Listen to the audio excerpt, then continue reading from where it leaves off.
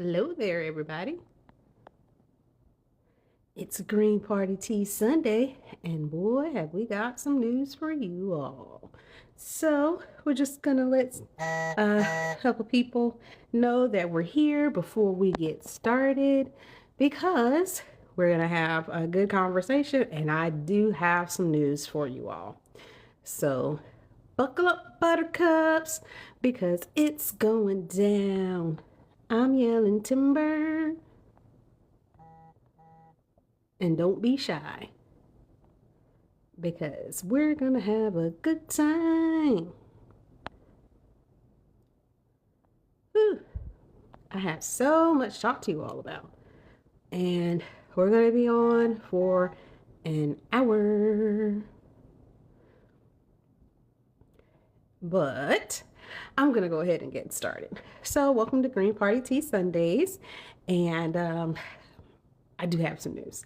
So, with everything that's going on with this clock, I've decided that I'm going to keep the account.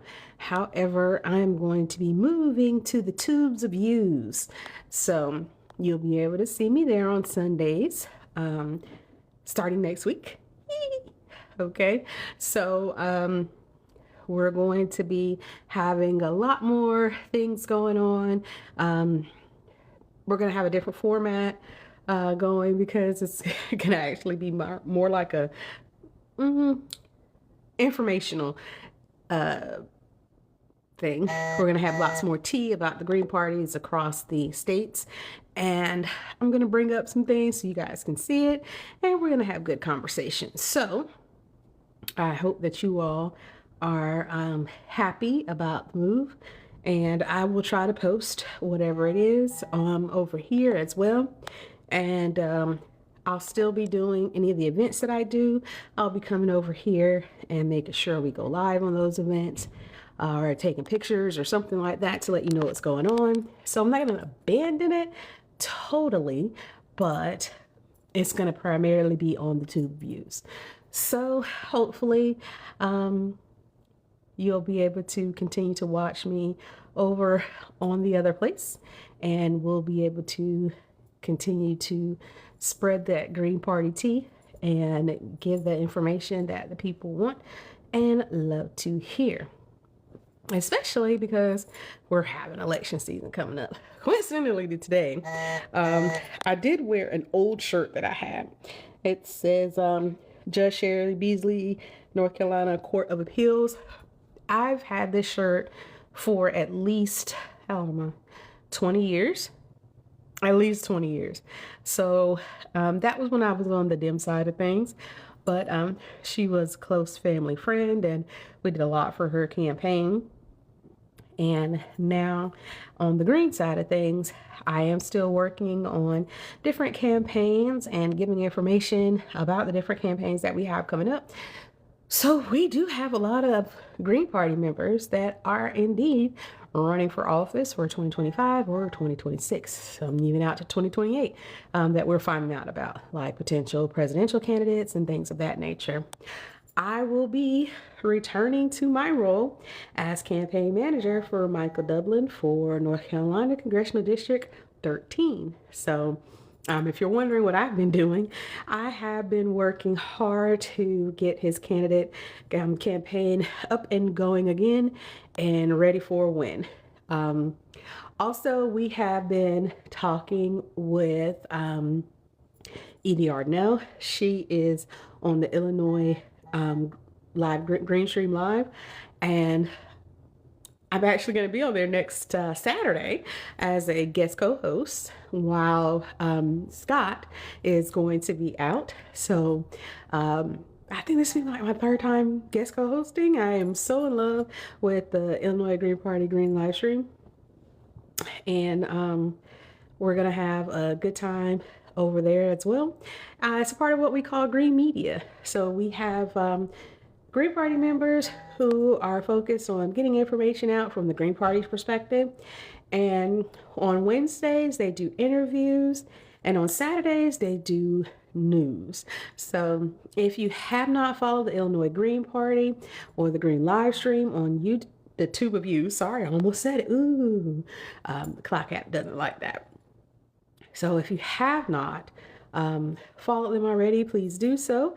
You'll see what good work that they do, and also get to see me guest co-host. So let's like and share and follow all the good things. And on the tube views, if you look up Green Party Tea, you'll see me, and you can like and subscribe. And we'll be all over there doing our Green Party thing. I might also, sorry, I'm adjusting my glasses. I might also consider doing some things on the Bird app, as they like to call it. So the Bird app might be getting some tea as well. So that will be interesting. As you can see, last weekend we were in Raleigh, North Carolina, and we were marching.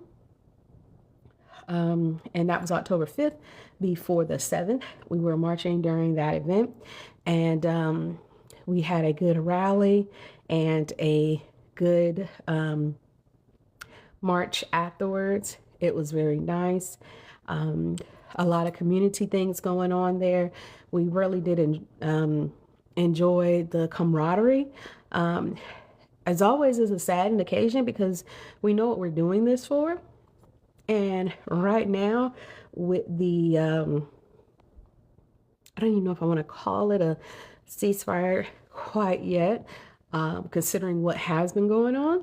But we are still standing with the Palestinian people, with Palestinians, and we are still wanting them to be able to continue their life in Palestine and the West Bank and Gaza and be safe. I know the West Bank and Gaza are in Palestine, but I just wanted to put that information out there. We want them to be safe, not just in Gaza, but in the West Bank as well, because I did read a report that some settlers were going around and smashing bees, the apiaries that they had. And if anybody knows anything about apiaries and how things go, it can be incredibly hard to ensure that they are okay through different situations. So when these apiaries are busted up or they are mishandled, you have a loss of life. And I don't just mean the loss of the bees' lives, I mean the loss of lives in the area, because bees are pollinators. So when you have pollinators and they are doing what they are supposed to be doing, it creates life. It sustains life because they pollinate the things that we need to be able to sustain our lives. I also saw that they were uprooting more olive trees and not allowing the Palestinians in the West Bank to harvest the olive trees, which is something that we still need to be taking note of. Even though there's a fire that may be ceased, we still need to pay attention to what is going on in the West Bank, because we all know that even though they may release people,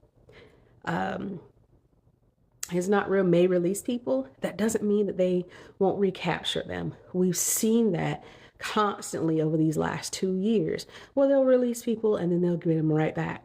So we have to not take our eyes off the situation, still put pressure where pressure needs to be, because the Palestinian lives are worth us to keep fighting for. Okay. And it's not, you don't have to have a special connection with Palestinians or anything like that. All you have to do is have humanity, because no one deserves to be treated like this. And we know that the things that are happening in Gaza can be things that happen to us, as we've seen in LA, Chicago, DC, New York. Those are things that may happen over there, but it's not like they can't happen over here. So we have to be steadfast in our support, our care, our love for Palestinians, because they still deserve a life free of occupation, free of geo side. We have to consider the bigger picture in that if governments across the world can see these atrocities unfold before their eyes and they do nothing about it, that means that they could do the same for us right here in the States, just as that they have been doing. You know, no other country is willing to call out what's going on here in the US with ICE.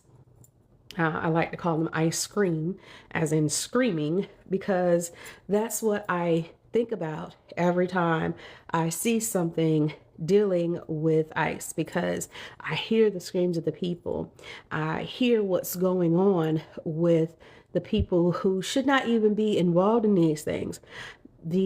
Both sides, both parties, the duopoly, have come in and they have decided that, hey, we are going to just give money freely to ICE and we are not going to do anything else.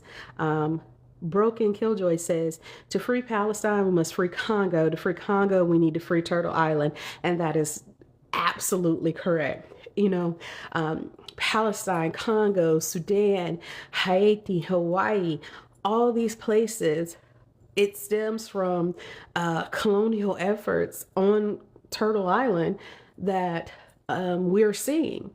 And we know that is not real, is being funded by what's happening in Sudan and Congo. And that's a deep dive into a lot of different things, but it is really happening. And people have to be aware of those things and how, like I said, these things are interconnected. And the Green Party is really nonviolent, but we are not nonviolent to the point we say, well, you cannot defend yourself. You definitely have the right to defend yourself. And in this case, that's what this is. This is defending yourself. The Palestinians, Congolese, Sudanese, Haitians, and the wonderful people of Hawaii. I have not been to Hawaii, but I have talked with people who live there or have been stationed there because, yes, I used to live in a military town. So a lot of people there were definitely stationed there, but I won't be visiting Hawaii until they feel like that is something. Thank you so very much, Broken Killjoy, for the follow. That is something that they want us to continue to do. I know in some places they are reliant on the tourism, but in some places they're like, please, we're trying to do different things. We don't want these things polluted. We don't want our ancestral home terrorized. We just want to be able to live peacefully. And they deserve that. And then we have the other side of it where you have Puerto Rico. And Puerto Rico, coincidentally, is not recognized as a state, but the people there are U.S. citizens. Shocking. Another colonial trope. And it was very funny, the argument of people against the Super Bowl halftime show, which, you know, it is what it is. Some people will watch the NFL halftime shows.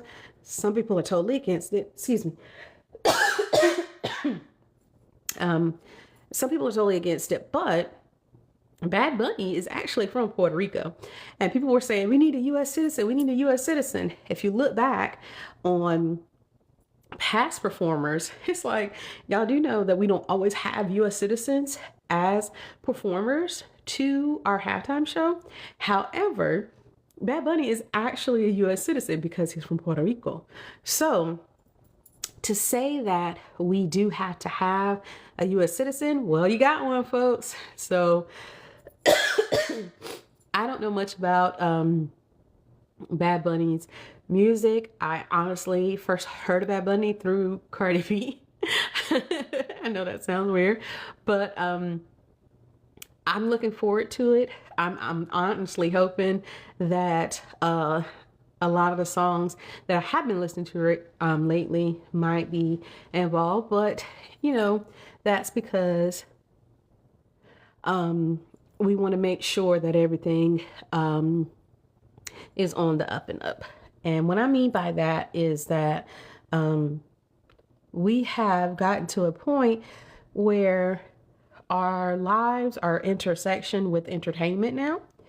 And that means that we are holding the people that we look up to in entertainment accountable for their vocalization and support it is not real, or their silence because they have not said anything to speak out against it at all, which to me seems like capitulation. It's more like saying, I'm not going to say anything for or against. And that just speaks volumes to me as well, because that says, well, if you're not going to speak out against it, then you might as well be for it at this point in time. So I do understand that.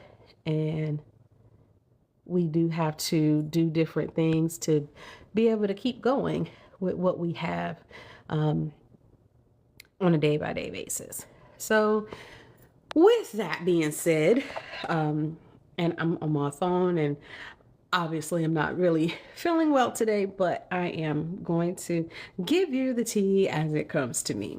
So we're going to talk about a nonviolent piece a little bit from the Green Party standpoint.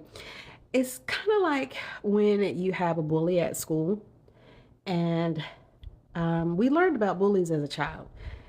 Bullies don't just stop being bullies in childhood. They can grow up to be bullies of more people. And when that happens, you have to take the stance and say, okay, am I with the bullies or am I against the bullies? And if you don't say anything, you might as well be with the bullies because you're not doing anything to stop it. It's like being in the cafeteria and the school bully comes in and they're flipping trays. Are you going to continue to allow them to flip trays, people, and be silent because your tray is being flipped? Or do you say, hey, this is not right, and make it a point that this bully has to actually speak up, well, actually gets the punishment that they deserve? And that can look like totally different things.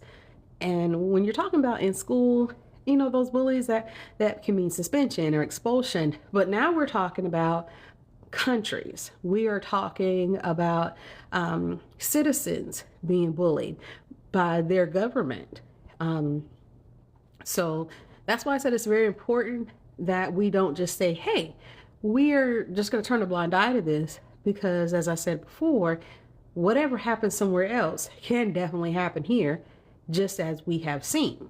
So if you're living in one of those cities where it is becoming more and more unimaginable to live there based off of the premise that, hey, this is a lot to have to deal with. We are going through too much. It's like New York City. They're going through a rent increase. And to my knowledge, between New York and Los Angeles, there was a lot, and I do mean a lot, of people that know those rent prices are astronomical. Like what I'm renting right now for a 4-bedroom home is something that somebody in New York is renting for a studio apartment. And we could talk about the cost of living, but as rent increases, are we adding something to it? Cosmo, hey. I didn't even see everybody coming in. I'm sorry. Max and Sam and Alice, Little Bear, Ernie, Pat, Yo, Jasmine. Oh, guys, that was Jasmine Sherman was here. I'm not sure if they are still here, but Jasmine Sherman was actually a candidate for presidency for the Green Party in the last election. My son actually was one of her, what do they call it, representatives from North Carolina for the annual national meeting of the Presidential Nomination Convention. So that was really something to see there. Cosmo says we'll be in and out and wait for class to start. Understandable, Cosmo. Understandable. So when we're looking at the rent, I remember the first time I rented an apartment by myself. It was shortly, it was probably about 2009-ish or something like that. And it was me and my son. It was after my husband had passed, my first husband had passed. And I was renting a place, and it was like $590 for a 2-bedroom, 2-bath. And it's good prices. They had a pool, they had a playground, they had a laundromat. It was really nice. But then they decided to raise the price to $625, and they took away the pool. So I'm like, well, if you're going to raise my prices and you're going to take away the amenities, what are you actually raising prices for? And they were like, just because, it's another year, so we can raise prices. I'm like, okay, but just because you can doesn't mean you shouldn't, especially after you are taking away something. Lager, Hale, Chrome. Yes, Green Party. Absolutely, Green Party. We are Green Party over here. So taking away the pool and then increasing my rent, I was like, no, I'm not going to accept that, and I'm going to leave, which I did. And I went to another place that was much better, and it was the same rent price that I'd been paying before, and I had more amenities, including a washer and dryer connection in my unit. So with that, like I said, I've been voting Green for a few decades whenever I can. Woo, woo. Yay to the Green Party. We love to see it. And I'm really glad that we can have people out there who are acknowledging the Green Party and acknowledging that they're voting for the Green Party, because believe it or not, we do have Greens, especially in California, that are in office and doing those things. So absolutely amazing. Cosmo says, my first solo apartment in 1988 was a 1-bedroom for $185 per month. Whew. Oh my goodness. Can we go back to that? I would love it. I would even pay $185 per bedroom at this point in time. But you've always gotten gruff for it, Locker. Yeah. I can understand that. When I originally said that I was leaving the Dems and going to the Greens, I got a lot for it. Even my dad, and we reconciled before he passed, but even my dad was like, Green Party, what's that? And who are they? And what are they doing? You're just going to let somebody else win. That's going to let the Republicans win and blah, blah, blah. But, after a good talking to and an understanding, he was like, well, you know what? There's nothing else going on this side.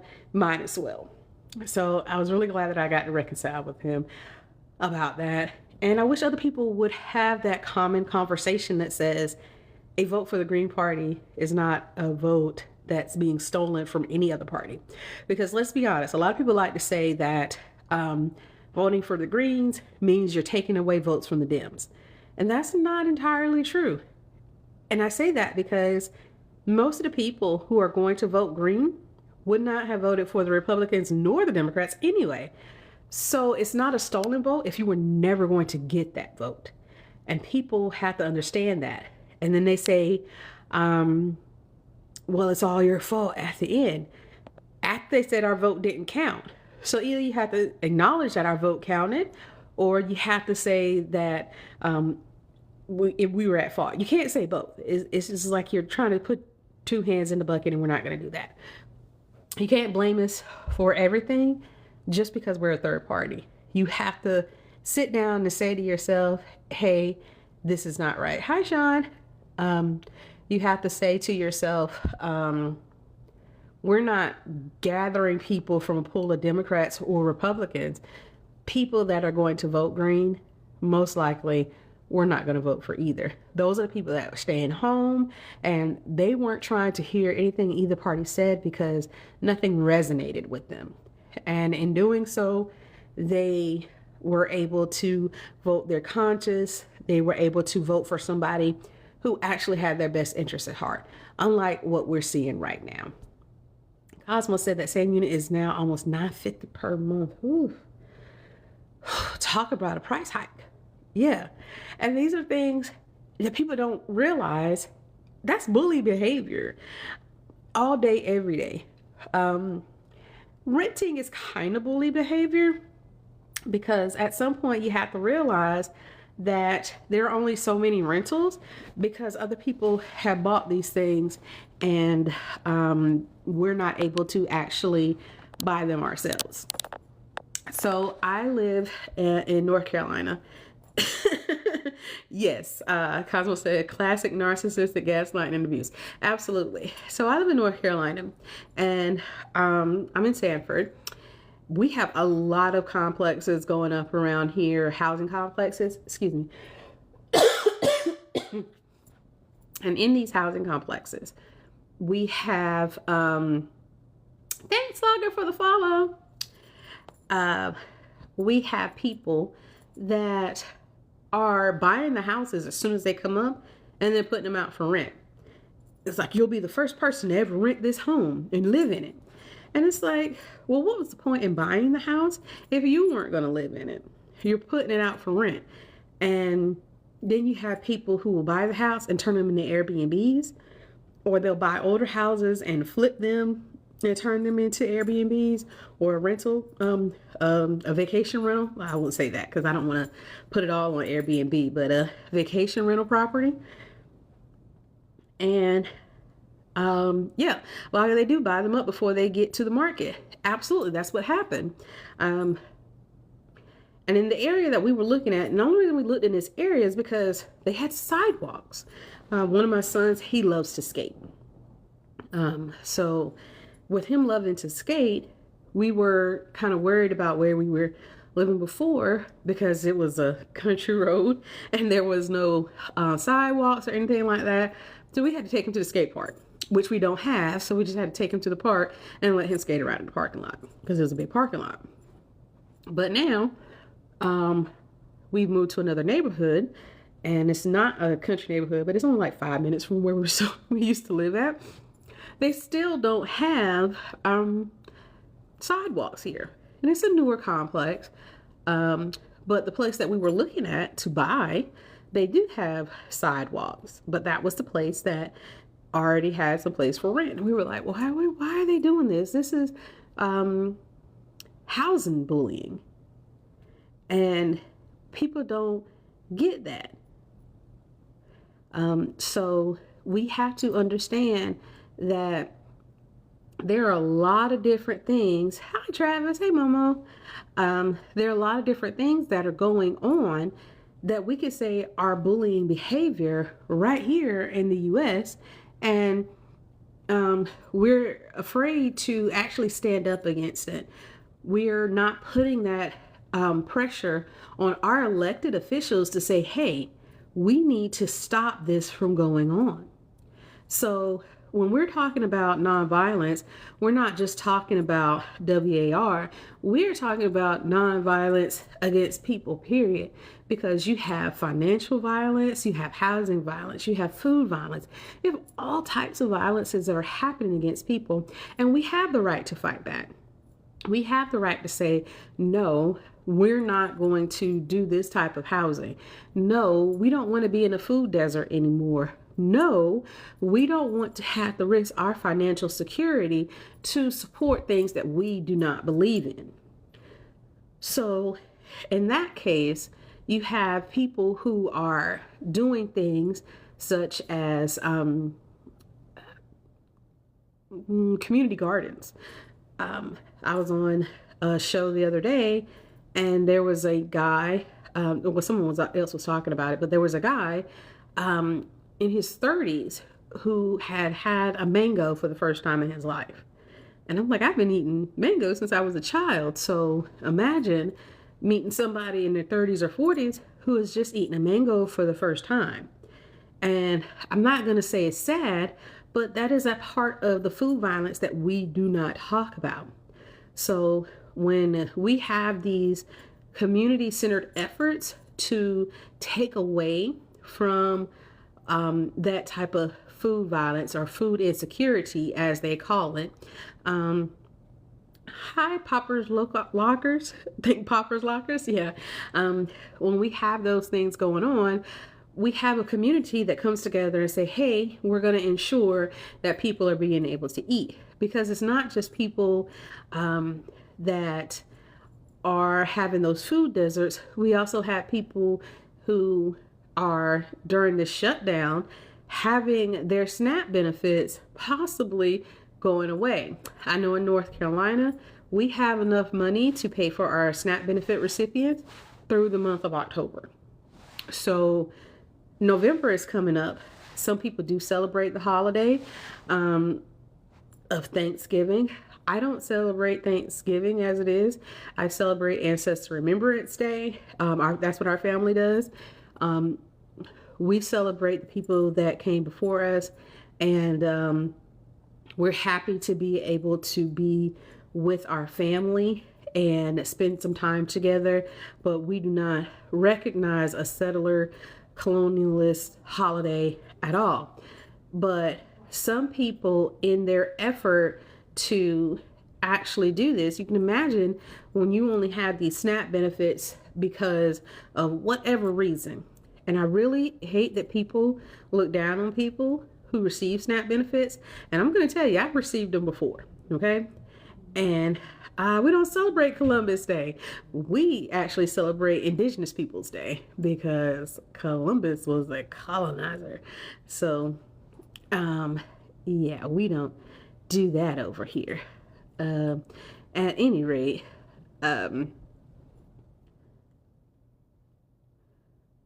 we go ahead and make sure that everything we have to do for our families is done. So people who are just celebrating the fact that they get together for this corporate holiday with their families, with their benefits being cut, it's like, okay, what are they supposed to do? So I'm not sure what other states have going on, but I do know North Carolina is paid for through the month of October. And it's kind of saddening to know that this government shutdown affects so much. And that's another form of violence. We pay these representatives. This is what I'm talking about, that financial violence. We pay our representatives through our tax dollars, just like we pay for these SNAP benefits. People are like, oh no, you're getting this, that, and the third. People that receive SNAP benefits more than likely have paid into the system. Some of them work full-time jobs, and they still don't get the amount of money that they need to be able to support their families. So this is what these programs are designed to do. And what we don't realize is if we were paying people a living wage, we wouldn't have to do this. It's corporations like Walmart who have websites that say, hey, well, even though we're not going to pay you a living wage, you can definitely get these benefits because what else are you going to do? And then you're going to have to turn around and use those benefits at our stores because we're most likely the only people in the area with the prices that you're going to be able to afford with your SNAP benefits. That is a cycle of financial violence that we do not talk about enough. So when we're talking about finances, housing, and we're talking about legislation, those are all forms of violence that we have to think about. Hi, Queen Pamela Dew. So when we are talking about nonviolence as a part of the Green Party platform, we have to look outside of just WAR and see that there are other types of violence as well that we commit ourselves to and say, hey, we're not going to do this anymore. So when we are protesting for places like Palestine, Sudan, Congo, Haiti, Hawaii, Puerto Rico, because we should be, they're a state, they're not a state, and they have no representation, so we should be upholding justice for them. Our tax dollars are going towards things that we don't necessarily want or need. We deserve to have universal health care, but we don't have it. However, other countries such as Israel do have it for their citizens, and that's subsidized by our tax dollars. So we know our tax dollars can go for health care for other people. Why can't our tax dollars go to health care for us? If the Israel state can say, we're going to give you this, then there is a way for it to happen in the U.S.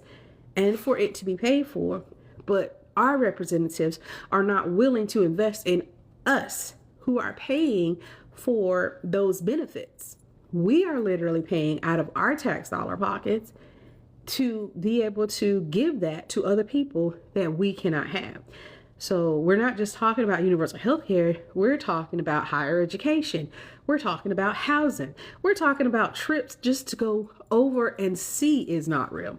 So if all that can be paid for out of our tax dollars, imagine what we could pay for with our tax dollars right here in the U.S. There are places that need to be subsidized across the world because of colonialist opportunists who do things to wreak havoc on the people. And that support should not go to the oppressors that are making it impossible for people to want to actually live there, be there. Gazans were put into this tiny little open air camp. I don't want to say the other words. I'm just going to say camp. They were put there and they were oppressed to the extreme. To the extreme. And then you have Congolese who have children as young as 18 months old that are going to these mines with their bare hands, and they're mining cobalt and coltan and things that you use, just like in the phone that I have, the phone that you have, laptops, electronic cars, all these things. And we are not taking full advantage of our right to say, no, we don't want that type of thing, because we're not going to stop buying iPhones or anything that profits from those places. When the newest iPhone comes out, there's no reason to get it. It's nothing but the same iPhone from 3 years ago with a better, happy little number to it. And we definitely don't need that. So save your money and put it towards something else. So we can indeed do the BDS method, boycott, divest, and sanction, which comes with looking at what they are saying. Hey, this is how we need to do these things. Because, hi, Eric. Believe it or not, there is a way that we can definitely go about boycotting, and it's going to be effective. Say, for instance, if we look back about a year or so ago, Puma was on the list of people that we were boycotting. And Puma said, okay, what's going on here? And it was because they were the sponsors of the Is Not Real soccer team. So Puma left that deal. Now, if they still have dealings with them, I'm not sure. I know they're still on the boycott list, so I'm not buying Puma. But then they tried to, get other companies to be the sponsor of the team. And other company was like, I don't know if I want to get involved in that. But Reebok decided, we're the person for that job. Our corporation has no morals. And so Reebok decided that they were going to take up and be the sponsors for the Is Not Real soccer team. So now Reebok is on that list for BDS. Okay. So there's a boycott on Reebok. Who needs Reebok that much? They can afford to spend all this money on Reebok apparel or shoes. Now, I'm not going to say I have not bought Reeboks in the past, but I don't buy it right now. And I wouldn't buy it for my kids. And I won't say I haven't bought Puma in the past, but I will say now I don't buy it, and I don't buy it for my kids. And my children are very much aware of the BDS list of things. They will call me and say, Mom, we're about to go get something to eat. Is this place on the list? And I'm like, you have the list in our family group chat, so you should know where to go. Just look at the pictures. So they're getting much better at it, so they don't have to call me. But that boycott is a way, and that BDS movement is a way for us to strike back against financial violence, against any other violence that comes our way, without us having to actually go to WAR. That is the people. It's similar, not so much, but it is very similar to the Montgomery bus boycotts, where people were like, okay, we can't sit down.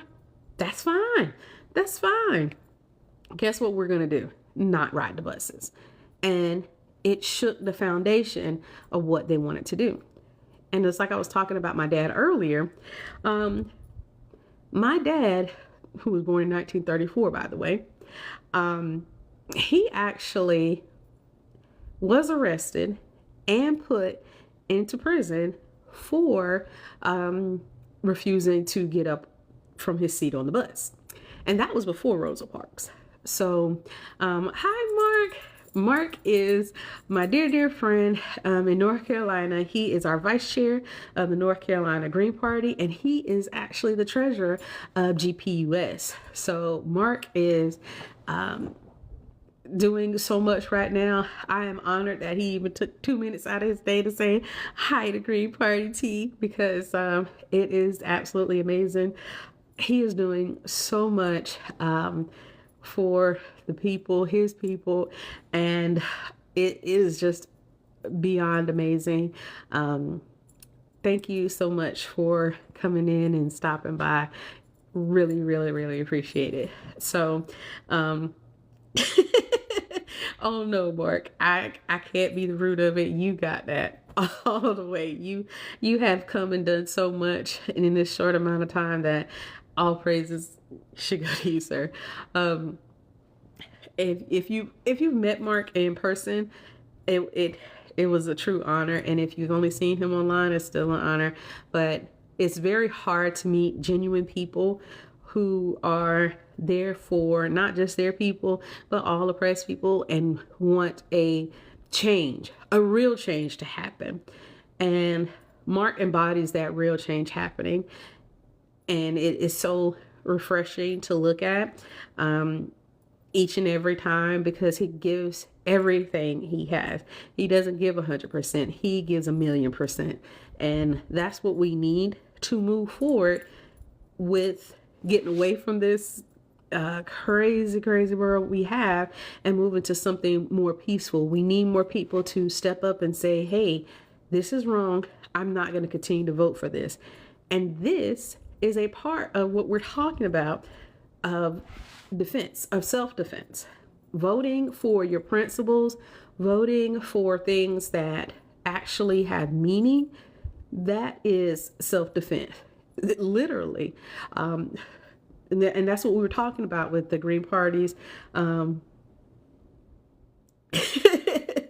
If it doesn't hurt, yeah. That's what we're talking about with the Green Party stance and nonviolence. If it doesn't hurt, that means you're not giving enough. Yeah.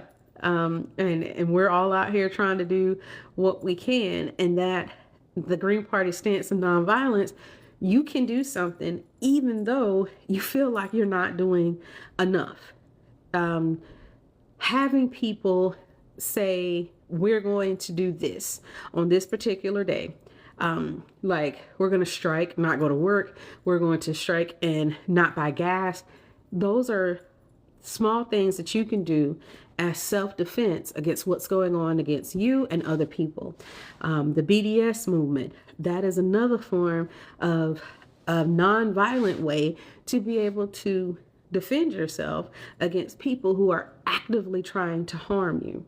And again, we're not saying that you don't have to go upside somebody's head at some point in time, because we did the bully analogy before. Sometimes you got to put a bully in their place to let them know we cannot be bullied and subjected to so many horrible things, because it's unfair. It's not right. You cannot keep hitting us in the head with a bat and expect us not to do anything. It's not going to work like that.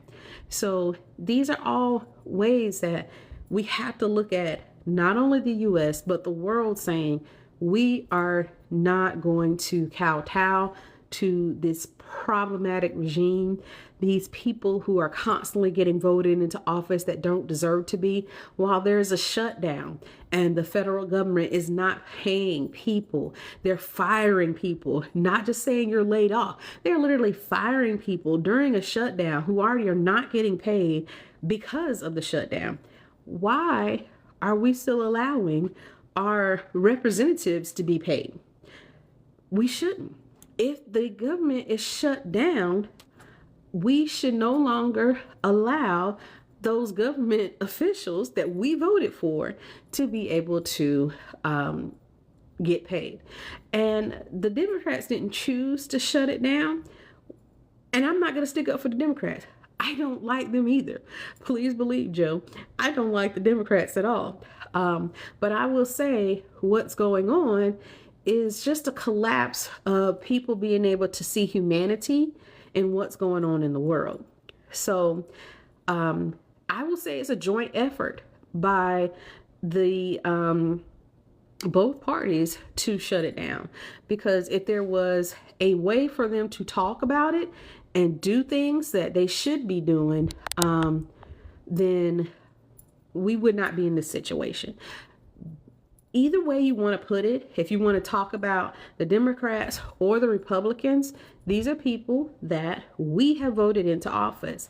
And regardless of us being able to have the benefits that we need to be able to go about our daily lives, both parties now bear the responsibility of our government being shut down.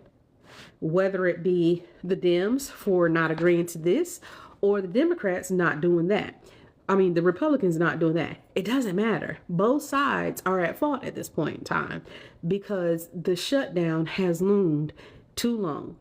If you're truly for the people, you wouldn't allow the people to be distressed and mistreated during this time, but you're still getting what you have to, whatever benefits you deserve as a representative.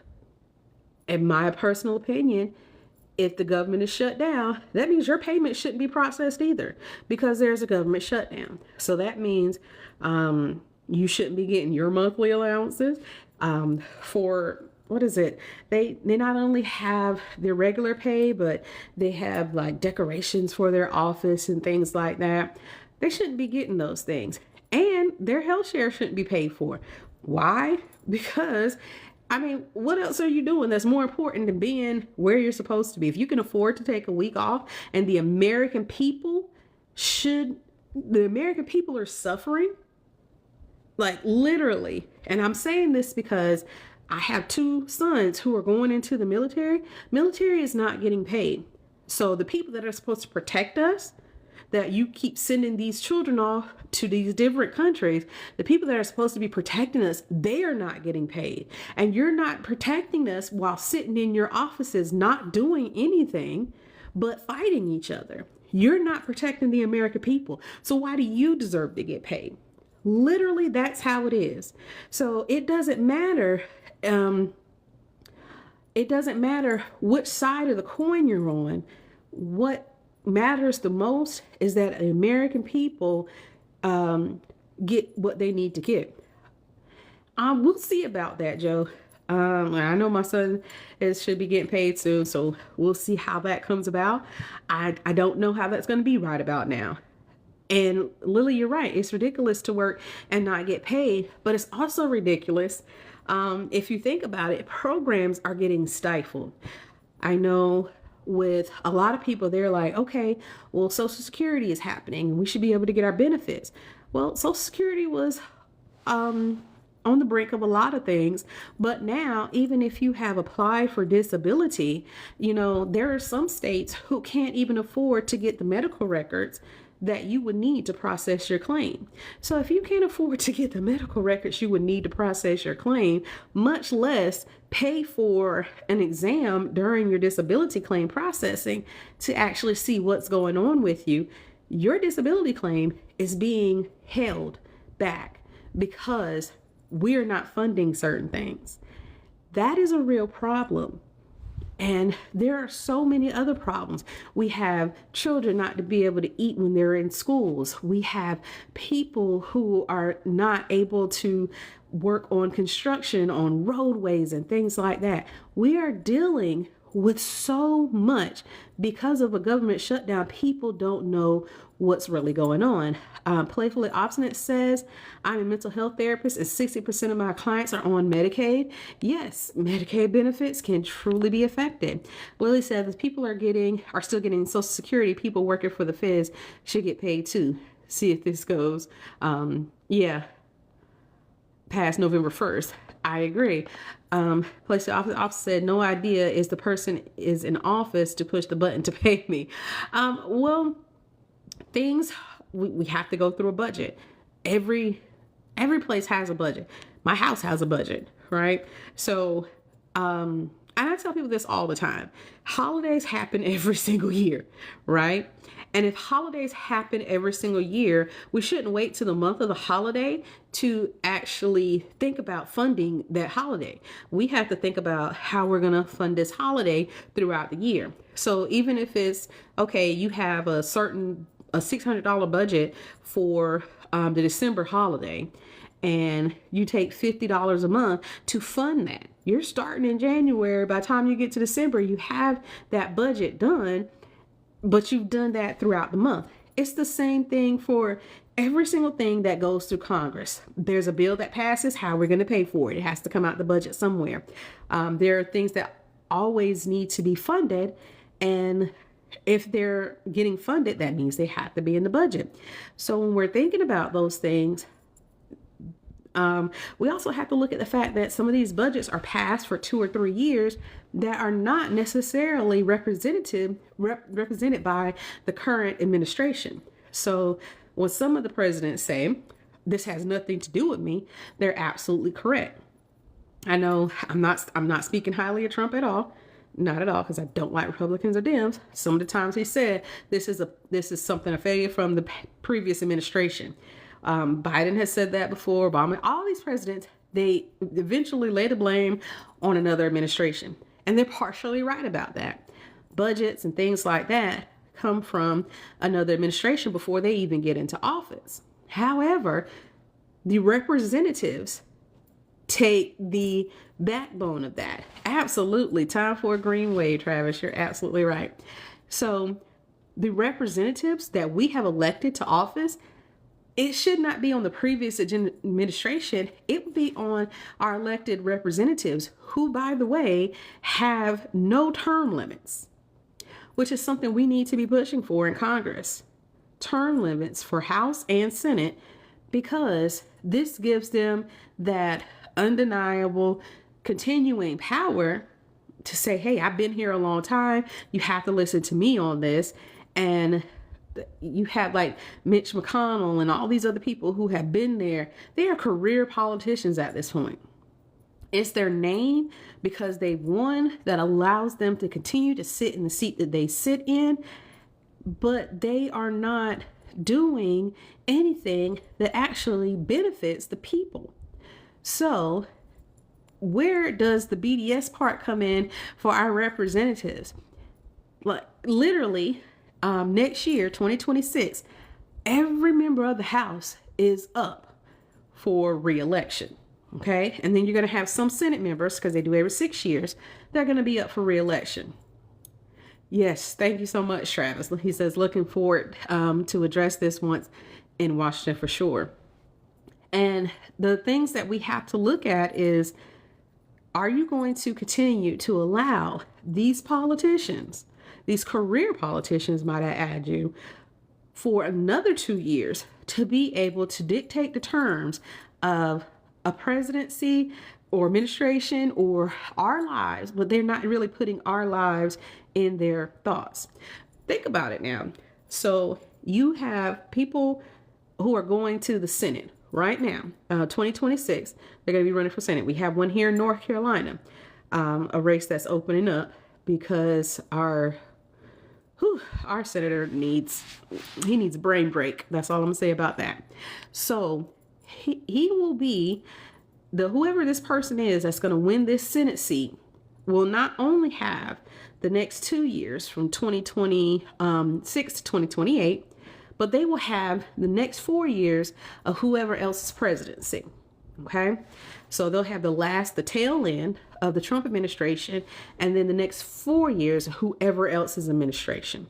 So that means, again, like I was saying before, it is not just the administration itself. It is literally Congress that is doing these things, because we have to put these things into action. So we're talking about a government shutdown. Yes, Trump may say that he wants this, but before it even gets to his desk, it is up to Congress to pass these bills. The House and the Senate has to say, yay, we agree on these things. And if we don't, it's never even going to get to the president's desk, which in turn gives us the shutdown. So where are we really looking at? We could lay all the blame on the president's feet. However, are we going to actually stop to think about the people who are putting these bills together and are voting? If we do, then we have to say that we need to actually be out here getting in the streets and letting people know that it's not just every 2 years you need to get in that ballot box. Any single time there is a ballot available, you need to be out there seeing who is on the ballot and doing something about it. Even if that means, like Travis is doing, running for office yourself. What is so different from you running for office than somebody else running for office? If they could become a career politician and make this their job, why can't you? And I say that because if we think about the money that we've seen all of our politicians go through from the time that they get in office to whenever they eventually leave, you can see where that career politician money starts lining their pockets. And this doesn't just go with Congress. You can look at the Supreme Court and you can say, oh my, your whole job is to be on the Supreme Court and be that judicial force for the American people. But why are you being flown out to this lavish vacation by this trillionaire? For what? What case did you look at that affected that person? So we have Travis saying bottom up. That's what it will take to reach Washington. And that's why not. Stan says Planned Parenthood is just a money laundering scheme. I would say that mattress stores, to me, are more of a money laundering scheme than Planned Parenthood, because Planned Parenthood does offer more services than people actually realize. They're just targeted for the one service that they actually provide. So, with that being said, if we're going to say that Planned Parenthood is a money laundering scheme, then we would have to say that all OBGYN offices are a money laundering scheme, because that is where it comes from. Planned Parenthood is just a separate entity that offers something. And we have to look at the actual name. It's called Planned Parenthood. And people are not just going there to stop their parenthood. They're actually going there to see how much they can, afford to do certain things, such as, I know I've been to Planned Parenthood when I was thinking I could no longer have kids because of what was going on with me, only to discover I actually had PCOS. So when I say these things about Planned Parenthood, what I mean is they're not just there to do what some people think they're doing. They're actually there to help people understand, women especially, what's going on with their bodies that could be preventing them from parenthood. And so I was able to see a diagnosis that I did not know about before. So however much money that the government puts into Planned Parenthood, I'm grateful for it, because I was able to find a diagnosis for something I didn't even know I had. And I was able to do something with my life to better help me moving forward. And this has been years. Okay, so I'm thankful for that. I didn't go to Planned Parenthood for anything else but to see what was wrong with me being able to plan being a parent. So we have to actually look at that from that perspective. There are people that go there for cancer treatments or to find out if they even have cancer. Some people can't afford to go to a regular OBGYN, and that's why they go there. So we can't look at Planned Parenthood as just this one place that does this one thing that a lot of people are against. We have to actually look at it as a place that women can go to and be in control of their bodies and understand what is a life-saving benefit for them versus something that, can have adverse effects. So I'm grateful that the government did give Planned Parenthood some money so that they could help me out with my life. And it has been a huge help over these years. So things like that being shut down could mean that cervical cancer for women might not be found out about as soon as they should be to be able to help them. Not only cervical cancer, but breast cancer. And I say that because my aunt died from triple negative breast cancer. And in October, we are celebrating Breast Cancer Awareness Month. I went to my son's football game on Friday, and we were all wearing pink to support breast cancer. And when we think about those things, we're talking about shutting down a place that helps women be able to do the different things that their body naturally should be able to do.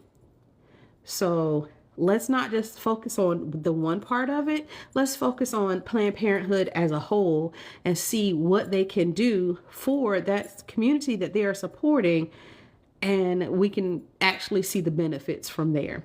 Because again, like I said before, if we're going to be upset about the money that Planned Parenthood gets for certain things, then we're going to have to look at it as a money laundering scheme for every single OBGYN office in the country. And then you're going to have the issue of people not even want to be an OBGYN because they are experiencing the taxing reality that their medical license can be in jeopardy because the government stepped in on something that the government did not have a right to step in on. We can't say that the government should not encroach on people's right to be who they are and then say, oh no, but this instance, we are going to do that. If you should be able to have the right to bear arms, I should be able to plan my parenthood. And that is how it should be. So we're not going to talk about encroaching on different things if we're not going to talk about everything. You have your rights. I got my rights. Everybody should have their rights. And me as a woman going through woman things, I'm going to say I should have my right to talk to my doctor without the government interfering in that, just as you or anybody else would have their rights to go to a pew-pew, what are those things called? Because we have a lot of them here in North Carolina. They have those pew-pew shows where you can just go and get one from the shows that travel through the different states and nobody bats an eye. So it should be just like that. We should keep it the same. If we're going to keep it a buck for one, we're going to keep it a buck for all. Okay. So I understand what you're saying, but at the end of the day, when we're talking about nonviolence, we're going to talk about nonviolence against my body as well. And my body said I have PCOS. So thank you, Planned Parenthood, for helping me out with that. It's not a money laundering scheme. It is actually a I'm going to help you scheme. And that scheme is to ensure that women have the right to be able to do what they need to do with their bodies instead of having the government say no or yes. And that is a blessing. Okay. So again, following on to that nonviolent thing that we're talking about, we're talking about our legislators going through and doing things that we ask them to do because we elected them. So if they are going to fail to do the job that we elected them to do, then they should not be getting paid until they are able to get it done. Or they should face a re-election challenge like they have never faced before because they did not do the job as they were required to do by the people that elected them. So we talking about non-violence, again, non-violence is not just talking about WAR. Non-violence is against our bodies. It is against food. It is against housing. It is against basic human rights. So if basic human rights dictate that I should be able to do one thing, then I should not have a problem from anybody else, because I have the right, not a want. It is a right for me to do that. I have a right to have food. Okay. Food should not be a luxury. Now, there are some foods like the Michelin 5-star restaurants or things like that. Hey, fine, whatever. That is a luxury. And I'm going to say it's a luxury because it is made by somebody that has done the work. And what I mean by that is there is a difference between a machine making a table versus a person handcrafting the said table. That's a work of labor. That is a artistry. So yes, they deserve to be compensated for their work and for their artistry, because they really put the time into it. But that doesn't also mean that the person at McDonald's who has been there for 20 years, let me scratch that and not say McDonald's because ill, but so the person that works at Cookout, we had those in the South, but the person that works at Cookout making the milkshakes, and they've been there for 20 years, they know how to make those milkshakes. They can make the milkshakes in their sleep at this point in time. That might be what they want to do. That might be their artistry. Does that mean that they don't deserve a living wage? Absolutely not. Everyone deserves a living wage. Now, the 5-star Michelin chef restaurant people, now they might deserve that upper echelon pay because they've done a lot more. But that does not mean that the milkshake person at Cookout does not deserve to be able to have housing and pay for their lights and water and food just because of that. So when we're talking about nonviolence, there are plenty of ways to not be violent when we are discussing how we can do that as a part of the Green Party, because there are plenty of ways. Like I said, self-defense. You have the right to defend yourself. Well, you're not talking about nonviolence in a way that says, oh, you deserve to keep being hit on the head with the bat. We are going to say, you have the right to defend yourself. But it doesn't have to just to be in terms of fighting. It can be in terms of getting out in the community and doing what you have to do to make sure that your community is fed, housed, clothed, and things like that. We were talking about a community garden and things like that. So this is a part of being non-violent. Voting is a part of being non-violent because you're voting for someone who has committed themselves to doing what they should be doing. So there are many ways to be non-violent, which the Green Party supports. And we will continue to support that. Dan says, so kill the company with wages, then the people, when the company goes under because can't afford it. Well, Dan, I would say to you, what about the fact that if you can't afford to be in business and pay your people a living wage, that's on you. Maybe you shouldn't have your business. I mean, that literally how it goes, because at the end of the day, you're the business owner. You're going to make the most money off of it regardless. The people who are working for you are making minimum wage, and you think that's okay? You think it's okay for them not to be able to have the health care that they need, not to be able to have a home even though they're working for your company? That doesn't make sense. If you're able to have a nice home, why can't the people that work for you also have decent wages and decent living because they work for you? That means that you're not a good business person and you don't deserve to be in business. You don't deserve to have your business patronized because you are not doing things for the people that you employ. You're only in business for yourself. So that means you and your family should be the only ones in there doing anything, because you're not doing anything for the community itself. You're only doing it for yourself. So we have to get those things straight first. You can't just go into business and say, I'm going to make sure nobody but myself is going to be able to make it out of here. you don't deserve to be in business. That's just the end of the day. And everybody has business minds, but everybody can't afford it. And then we look for subsidies to afford people to have those businesses. So if your business is getting subsidized, especially if they're getting subsidized because you can't find people to work or different things like that, then your business is getting subsidized while the people are having to also get subsidized by the government because you're not paying them enough. They're having to get subsidized in housing. They're having to get subsidized in food. So what type of business do you really want to run? And I say that as a person who has actually ran a business paying living wages. I would not go into a business if I couldn't pay living wages for the people that I employed, because that means that I'm making money off of their labor. I'm living a life off of their labor.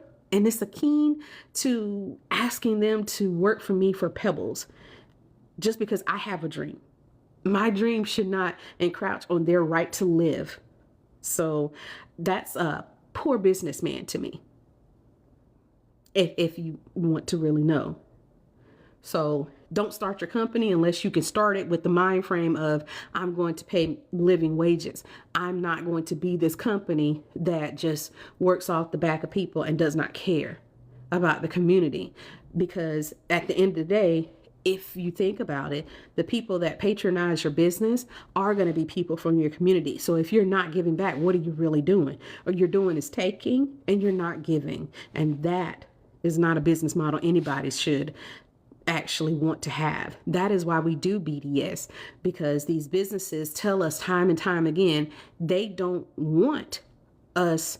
Really, they don't care about us. All they care about is the bottom line. That's that corporate mentality, that they care about the bottom line when we're seeing record prices going up, but we're also seeing record sales revenue go through the roof, but yet the workers aren't seeing anything from that. So if you're seeing profits, but you're not seeing anything happen to the people that are actually working, what you're actually seeing is that this business is taking money off the top that could be put back into their employees, and they're not doing that because they just want to keep that money for themselves. That's the corporation I don't want to have to deal with. That is not nonviolent to me. That is wage violence. And that is something that I will fight against every single time, because that means that you don't care about the community that is supporting your business, and you don't care about the people that are helping your business dreams come true. So that is definitely business violence, and I would not support it. And that's why I do support BDS, because they don't get down like that. They will tell you this company is not doing what they should for the people, and we shouldn't support that. And I will definitely, any day, every day, say boycott, divest, and sanction that company, because they don't deserve to be in business if they're not looking out for their employees and the community that helps them be able to achieve their business dreams and goals year after year. So if a company is in the black and they're not giving out livable wages to their employees, then they are definitely involved in wage violence, and they deserve to be boycotted. So if they go under, they maybe should have paid their employees better. That's a form of wage violence that we can actually deal with. So Dan, if you know any companies that are like that have companies that they don't want to pay their employees wages for, please let us know. So if they're talking about, oh, we're going to pay a living wage, we're going to go under, we need to boycott them to make sure that they do, because they should not be in business if they are not allowing their employees to have a living wage, even though they are really, really wanting to have their business and they're not caring about the people. I would definitely like to know so I can boycott them. Thank you for that model. It really, really helps people understand what wage violence is, what corporate violence is.